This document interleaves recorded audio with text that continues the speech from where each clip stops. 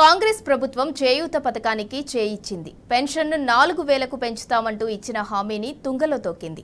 అధికారంలోకి వచ్చిన వెంటనే 4000 చేస్తామంటూ ఎన్నికల ప్రచారంలో ఉదరగొట్టిన కాంగ్రెస్ నేతలు ఇప్పుడు కనీసం ఆ విషయంపై కూడా మాట్లాడడం లేదు. దీంతో పెన్షన్ లబ్ధిదారులు ప్రభుత్వంపై తీవ్రంగా మండిపడుతున్నారు. ఇచ్చిన హామీని కాంగ్రెస్ వెంటనే నిలబెట్టుకోవాలని డిమాండ్ చేస్తున్నారు. లేదంటే తమ సత్తా చూపిస్తామంటూ హెచ్చరిస్తున్నారు.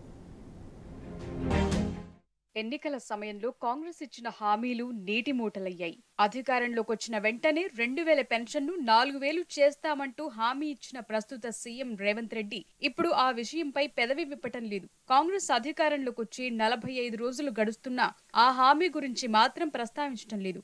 నిజానికి ఈ పథకం అమలు చేయడానికి పెద్దగా అధికారిక ప్రక్రియ కూడా చేయాల్సిన అవసరం లేదు.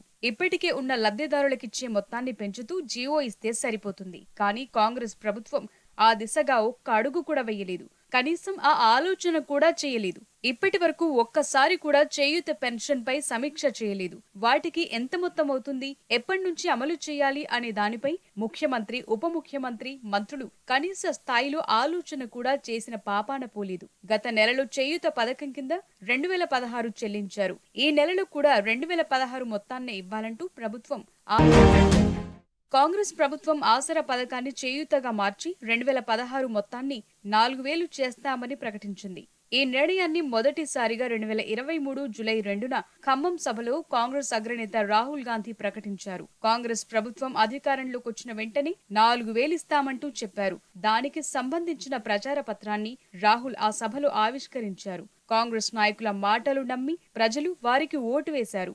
డిసెంబర్ 7న కాంగ్రెస్ ప్రభుత్వం ఏర్పడింది. ప్రభుత్వం ఏర్పడి ఇప్పటికే 45 రోజులు పూర్తయింది. డిసెంబర్లో చేయూత పెన్షన్ పాత మొత్తాన్ని అందించారు. తాజాగా జనవరి మొత్తాన్ని దశల వారీగా నిధులను విడుదల చేయటం ప్రారంభించారు. ఈ నెల గతంలో ఇచ్చిన మాదిరిగానే 2016 ఇవ్వాలని అధికారులకు ఆదేశాలు జారీ చేశారు.